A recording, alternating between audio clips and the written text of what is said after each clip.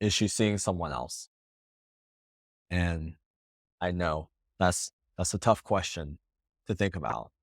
And if you're noticing behavior pattern changes, you notice her on her phone more often, maybe she's going out more. I know that it's a tough one and it can be all consuming. It can be just easily to obsess over.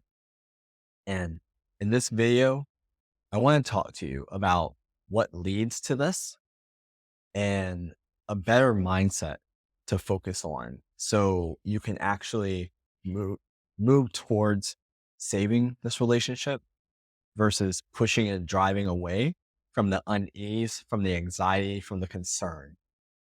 So, first off, what creates this?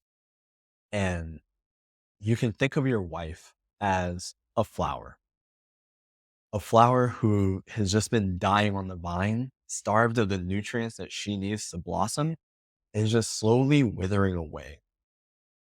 And when people are starving, imagine yourself starving from thirst, right? And you were just so dehydrated, and maybe it's been 2 days, and you go see water. Like, you do anything to go get that water, right? You're doing whatever you can to get it. It doesn't matter if that water is in a gutter, a well, maybe there's even a little bit of poison in it. It doesn't matter. You're going to do whatever you can to go get that water. And your wife has been so starved of her needs being met in this marriage that she needs it so badly that she's going to get it from wherever. And this is why you see so many emotional affairs with women. This is why you see these work relationships or gym relationships or even friend relationships shifting because she needs those needs met and she's willing to go when it gets bad enough, she's willing to get it from wherever.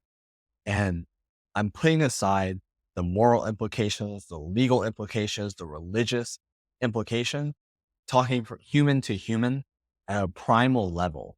This is what happens, right? And so many women, I hear these stories where it started off harmless and then it started to feel good and they started feeling things they haven't felt in so long and they wanted more and then they were afraid to lose it and then it just escalated and escalated. And it's just as simple as her needs not being met and her needing them met so badly that she's willing to go do those things that if she was in a sane, healthy place, she would never go do. So now let's talk about what you can do in the mindset because it's so easy to focus on is she, isn't she? Instead, I want you to focus on the realization one, that you created this environment where her needs weren't being met. You are the one who've been starving her so badly that she could go somewhere else for it. First, take responsibility for that and see this as a product of your own creation. And then two, focus on creating an environment that's so plentiful, so fulfilling for her that there's no space for someone else to come in.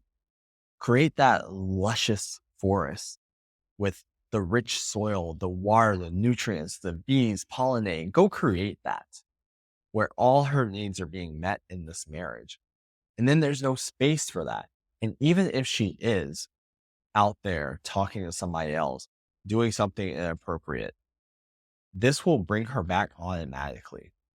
Because when she weighs doing this with another person and doing it with you, who she has this history, who she has years with, family with, all these things, she's going to choose you. All things being equal, she's going to choose you.